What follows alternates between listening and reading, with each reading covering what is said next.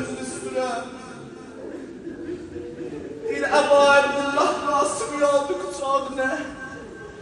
Qoy bunu belə deyir. Deyir, Qasım'ı aldı kucağına Əbu Abdullah. İstədiyi aparsın xeyriyyət. Deyirlər, 2 nəfərin bədən üstündə ağıraq çatacaq. Bir Əbu Abdullah imamsız, bir də Qasım bədən üstündə. Ağır olsa ya İmam İslam'a. Deyir, Əbu Abdullah Qasım'ı aldı kucağına. İstədi xeyriyyət aparsın. Amma gördü, ayaqları yerməsin. Ya Əbu Abdullah. Deyir, gətirdi xeyriyyət.